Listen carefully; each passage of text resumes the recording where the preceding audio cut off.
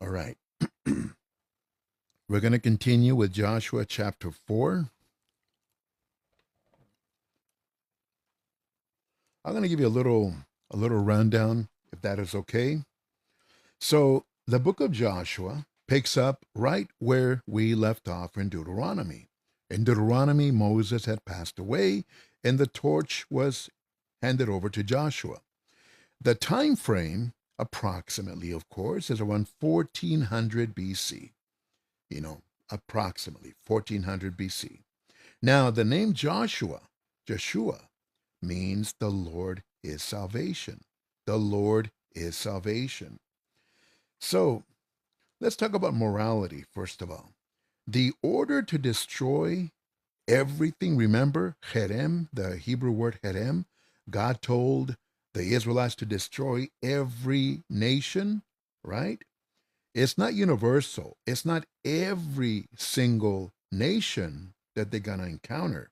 It was the ones that were occupying the promised land.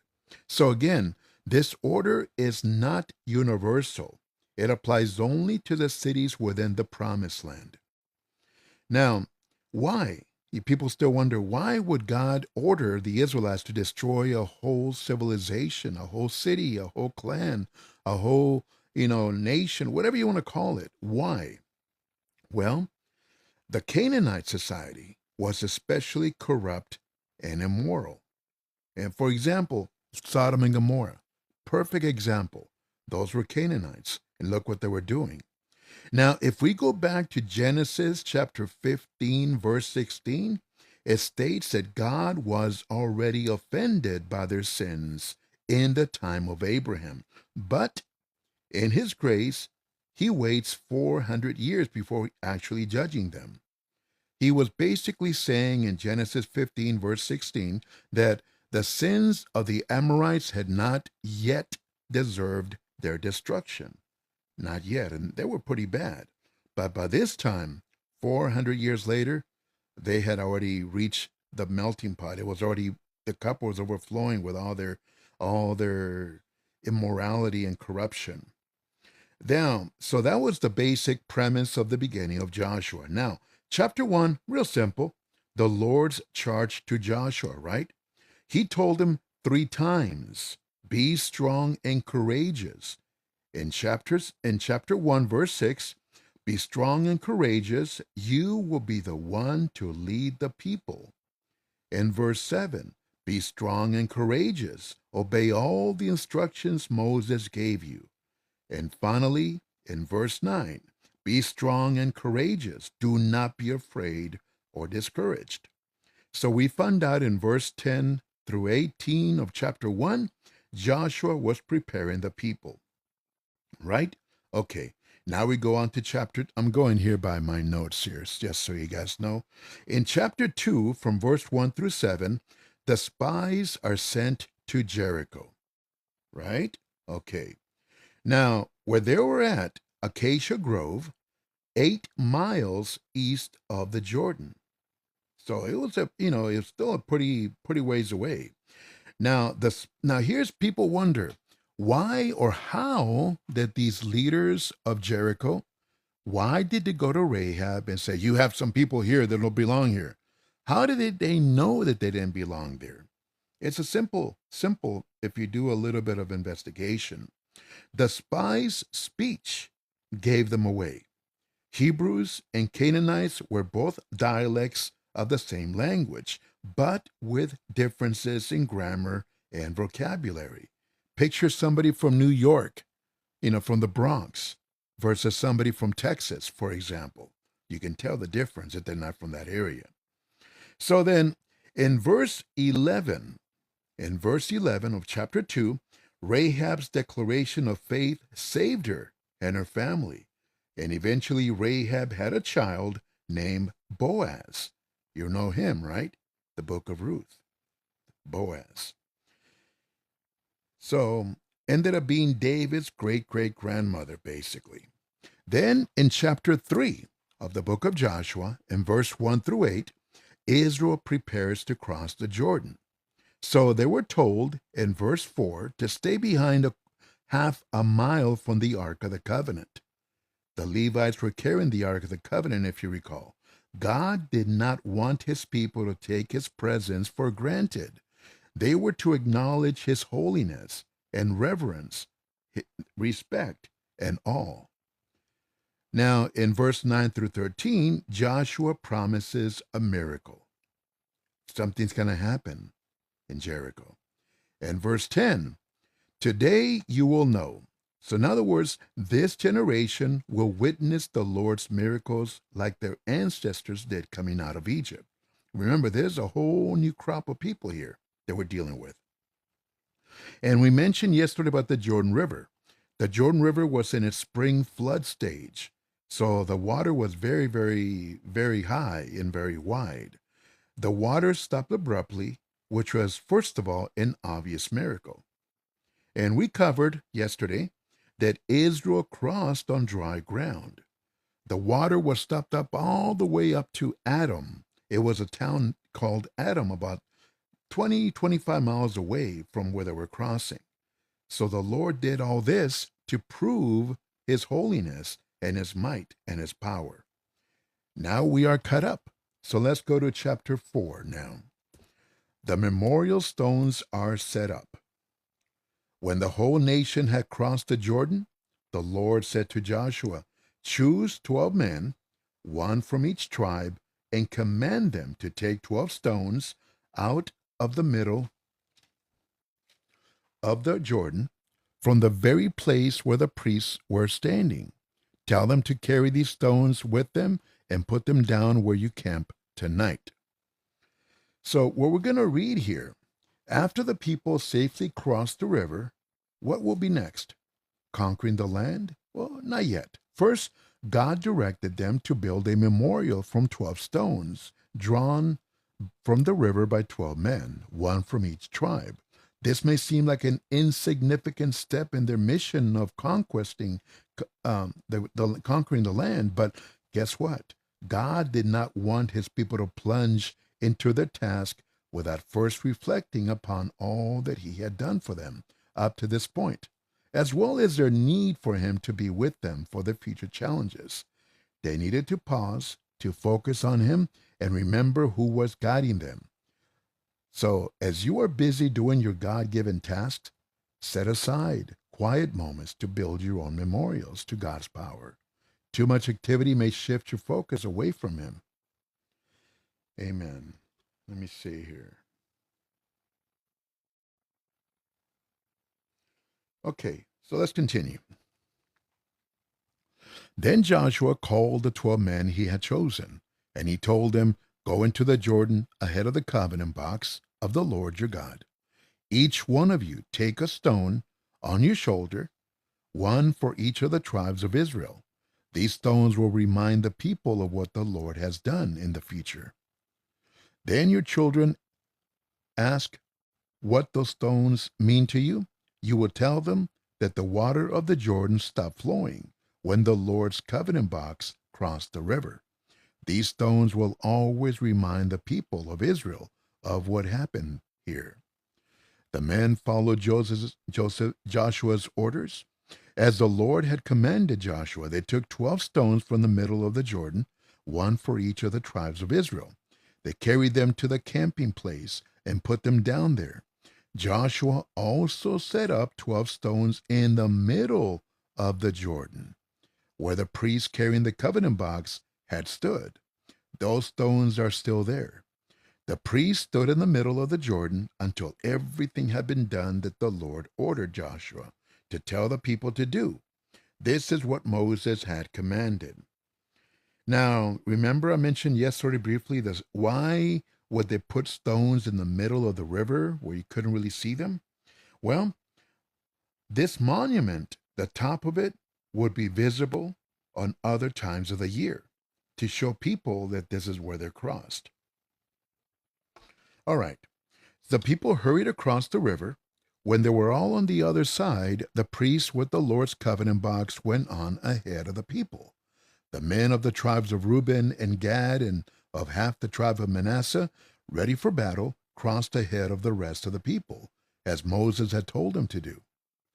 In the presence of the Lord, about 40,000 men ready for war crossed over to the plain near Jericho. What the Lord did that day made the people of Israel consider Joshua a great man. They honored him all his life, just as they had honored Moses. So the Israelites revered Joshua for his role in leading them across the Jordan River. He, like Moses, would receive Israel's praise generation after generation. This was in large part because of God's unique favor upon Joshua, but it was also because of Joshua's relentless commitment to obey God and to be his servant. Although Israel was not a world power at that time, Joshua's reputation for handling his responsibilities God's way brought him great recognition, more than if he had been a hero in a superpower nation.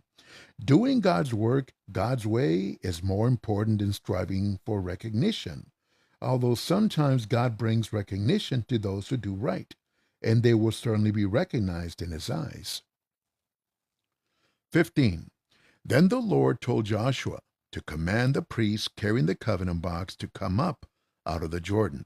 Joshua did so, and when the priests reached the riverbank, the river began flowing once more and flooded its banks again. The people crossed the Jordan on the 10th day of the first month and camped at Gilgal, east of Jericho. There Joshua set up the 12 stones taken from the Jordan, and he said to the people of Israel, "In the future, when your children ask you what these stones mean, you will tell them about the time when Israel crossed the Jordan on dry ground. Tell them that the Lord your God dried up the water of the Jordan for you until you had crossed, just as he dried up the Red Sea for us. Because of this, everyone on earth will know how great the Lord's power is, and you will honor the Lord your God forever. All the, sorry, let me, honor the Lord your God forever." Hold on, let me see. There you go. Okay. Now, the memorial of 12 stones was to be a constant reminder of the day the Israelites crossed the Jordan River on dry ground. Their children would see the stones, hear the story, and learn about God. Do you have traditions, like special dates or special places to remind you and the people around you of God's work in your life? Do you take time to tell others what God has done for you? Now he has forgiven and saved you. Answer your prayers and met your needs. He's done all these things. Have you told people around you about these things? Let your memories of God's faithfulness become traditions that serve as monuments, reminders of God's work in your life and his care for you. All right. So that was chapter 4. Let me see. Okay. Good. Just want to make sure I don't forget anything here. Okay. Okay, chapter 5 it is. All the Amorite kings west of the Jordan and all the Canaanite kings along the Mediterranean, see, they heard that the Lord had dried up the Jordan until the people of Israel had crossed it. They became afraid and lost their courage because of the Israelites.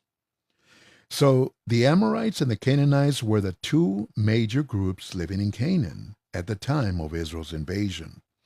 The Canaanites worship a variety of gods, but Baal was the most prominent god in their pantheon. Canaanite culture was materialistic, and the people's religion practices were sensual. After entering the land of Canaan, the Israelites continually fell into the worship of Baal. The Amorite gods also infected Israel's worship and turned people away from worshiping the true God.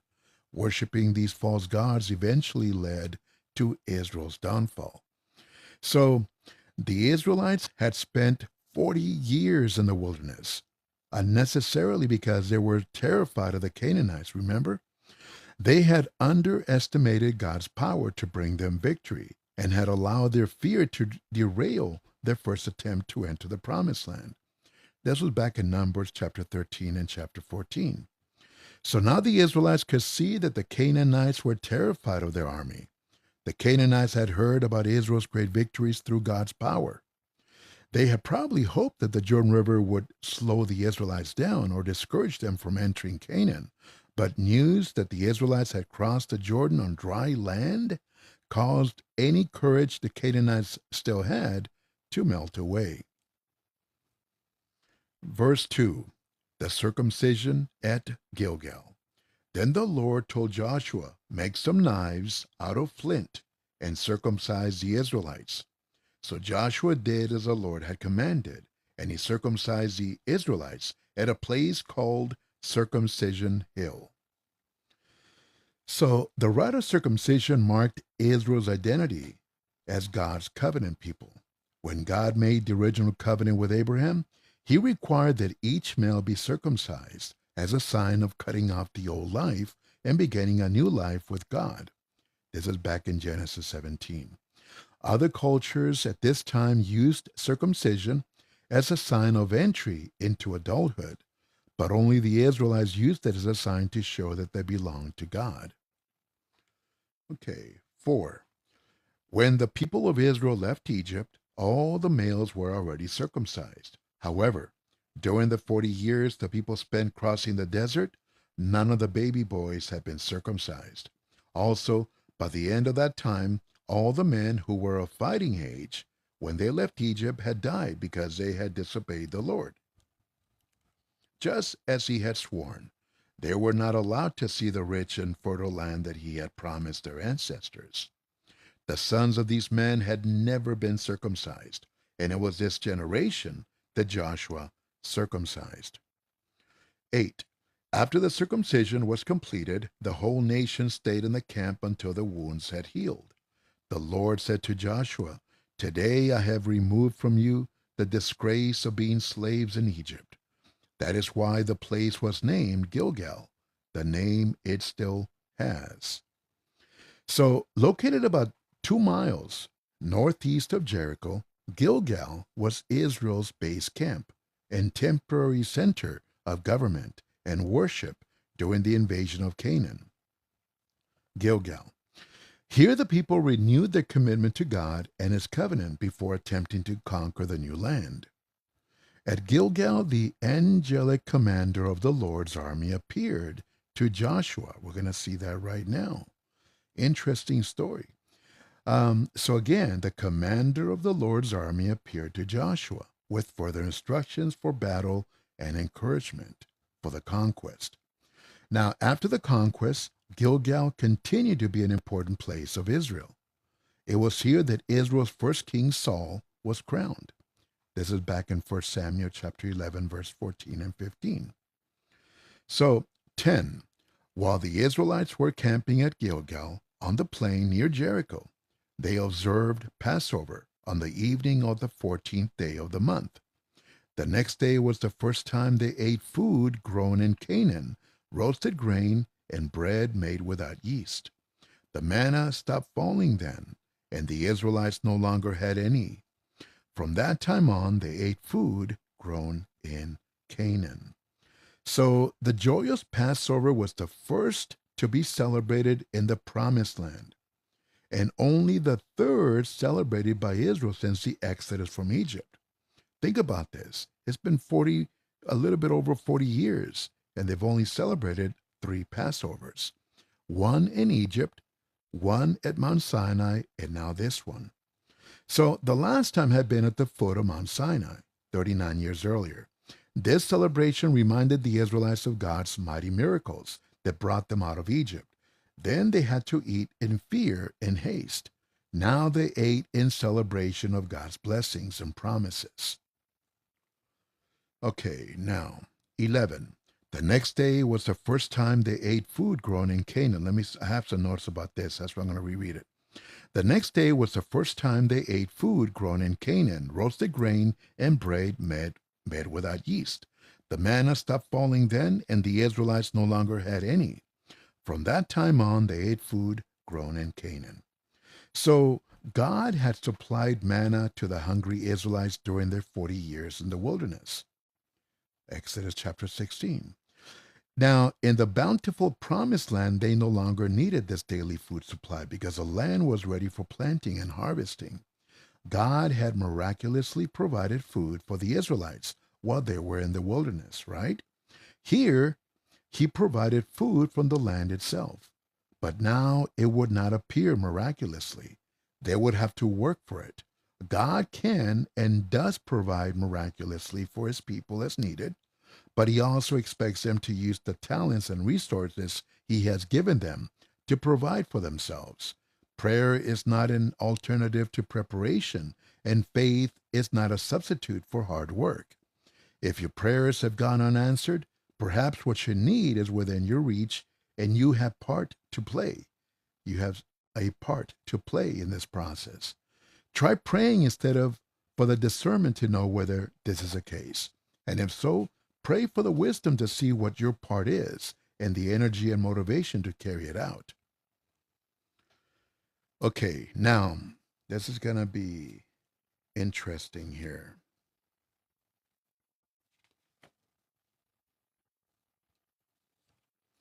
The Lord's commander. Guess who this is? Joshua and the man with a sword. While Joshua was near Jericho, he suddenly saw a man standing in front of him, holding a sword. Joshua went up to him and asked, "Are you one of our soldiers or an enemy?" "Neither," the man answered. "I am here as a commander of the Lord's army." Joshua threw himself on the ground in worship and said, "I am your servant, sir. What do you want me to do?" Notice this commander did not tell Joshua to get up and not to worship him. This is a Christophany or theophany. This is basically an appearance of Jesus Christ before he was Jesus. And the commander of the Lord's army told him, "Take your sandals off. You are standing on holy ground." And Joshua did as he was told. Remember when he said that before? This was a very special commander of the Lord's army. Some say he was an appearance of God in human form. Now, obviously it wouldn't be the Father, it would be the Lord, because anybody who sees a father would be immediately destroyed.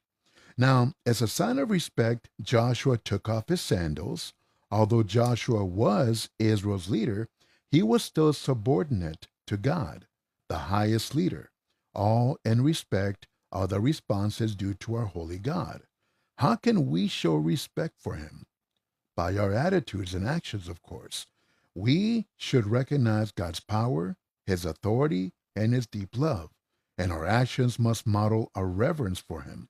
Respect for God is just as important today as it was in Joshua's day, even though removing shoes may not be our cultural way of showing it. It really should be, technically. But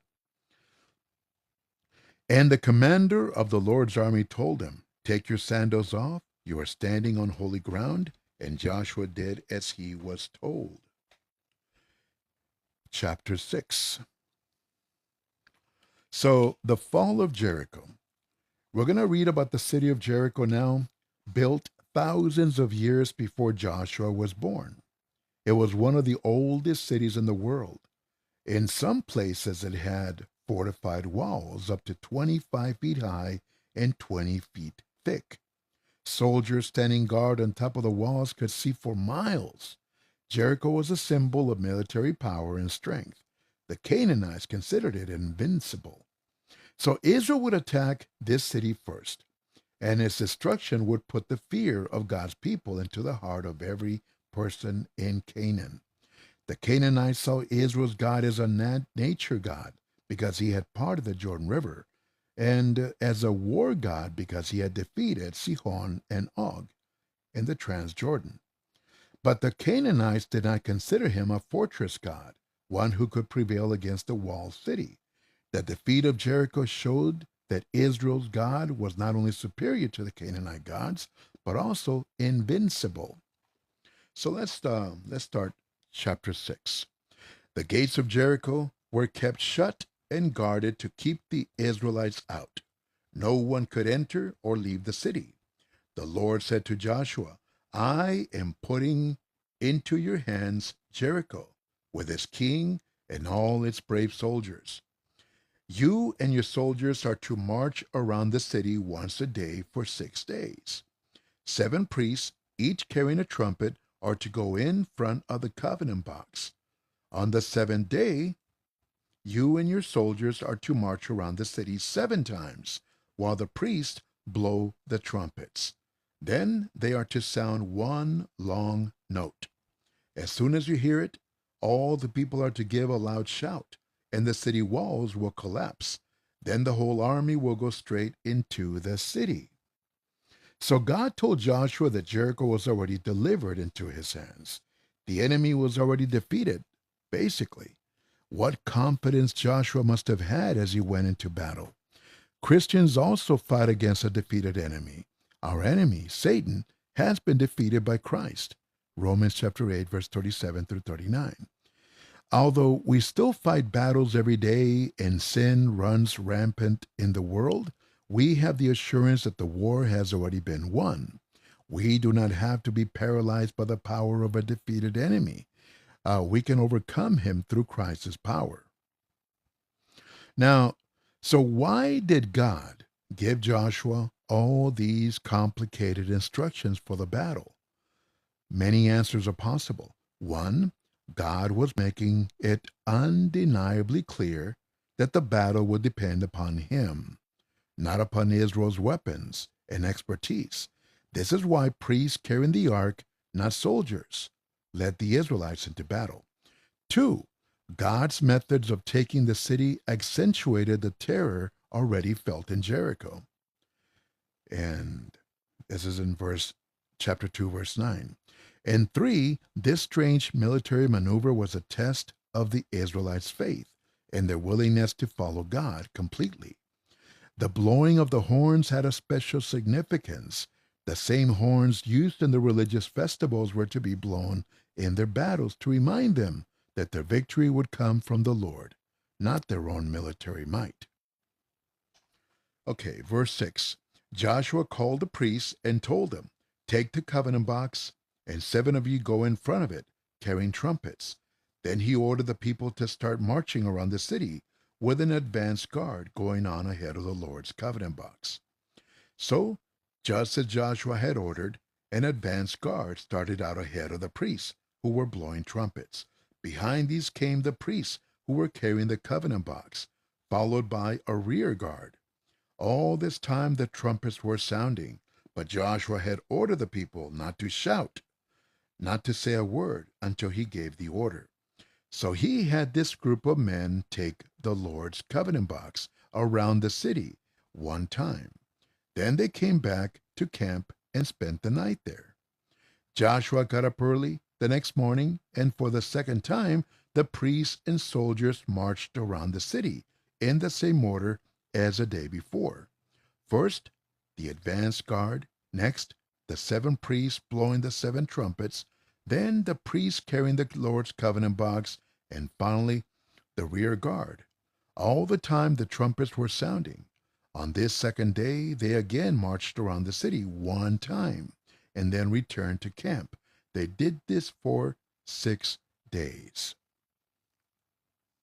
On the 7th day, they got up at daybreak and marched 7 times around the city in the same way. This was the only day that they marched around in 7 times. The 7th time around, when the priests were about to sound the trumpets, Joshua ordered the people to shout. And he said, the Lord has given you the city. The city and everything in it must be totally destroyed as an offering to the Lord. Only the prostitute Rahab and her household will be spared, because she hid our spies. But you are not to take anything that is to be destroyed. If you do, you will bring trouble and destruction on the Israelite camp. Everything made of silver, gold, bronze, or iron is set apart for the Lord. It is to be put in the Lord's treasury.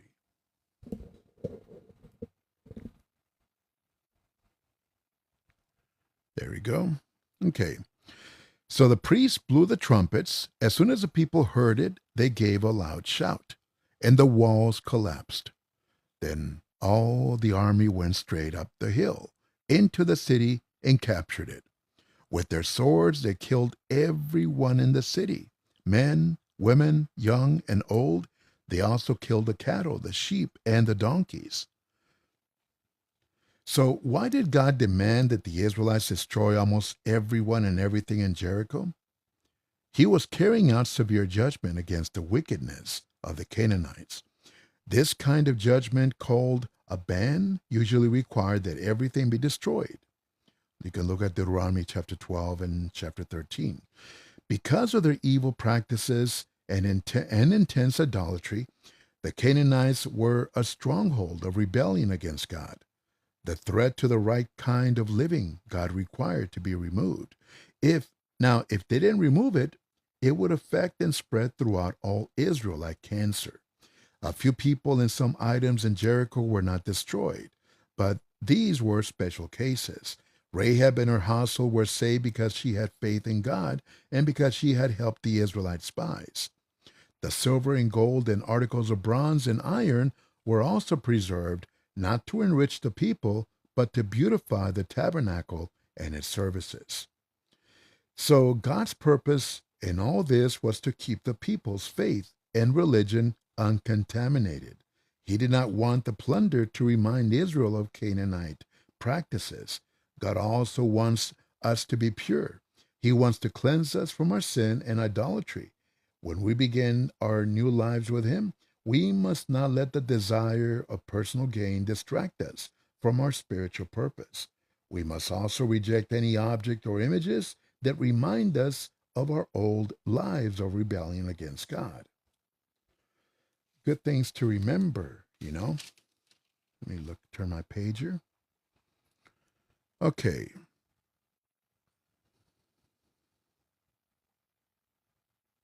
Joshua then told the two men who had served as spies, "Go into the prostitute's house and bring her and her family out, as you promised her." So they went and brought Rahab out along with her father and mother, her brothers, and the rest of her family. They took them all, family and slaves, to safety near the Israelite camp. Then they set fire to the city and burned it to the ground, along, excuse me, along with everything in it except the things made of gold, silver, bronze, and iron, which they took and put it in the Lord's treasury. But Joshua spared the lives of the prostitute Rahab and all her relatives, because she had hidden the two spies that he had sent to Jericho. Her descendants have lived in Israel to this very day. At this time, Joshua issued a solemn warning.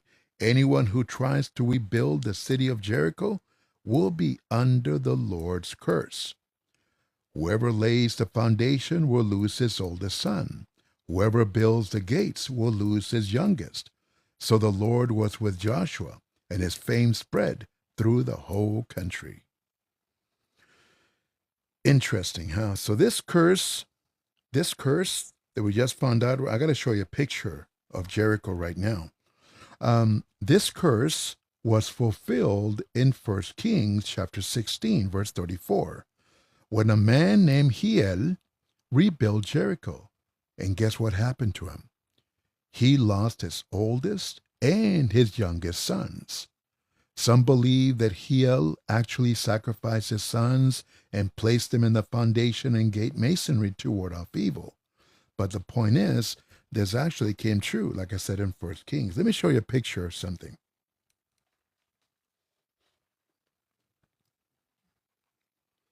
Let's see here.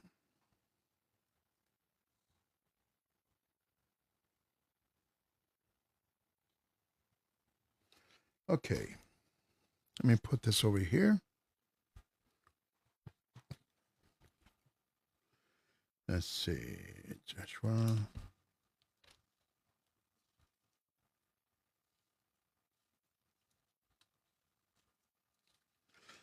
That's what Jericho looks like now. This is a photograph. It's still destroyed. Now, Keep this in mind. There have been 3 Jerichos. This is the Jericho that God just destroyed in the book of Joshua. You can even see the walls here. And this is a photograph, what it looks like right now. Now, the city of Jericho was rebuilt a few miles away a second time. And then a third time it was rebuilt as well, closer to Jerusalem. And that's why it is also mentioned in the New Testament. So there was technically 3 Jerichos built. You can look it up yourselves. But the original Jericho, the one that we just read about, this is what's still left of it. Anybody who has tried to rebuild it, they can rebuild it, but then something happens to the family. That land is cursed as we speak.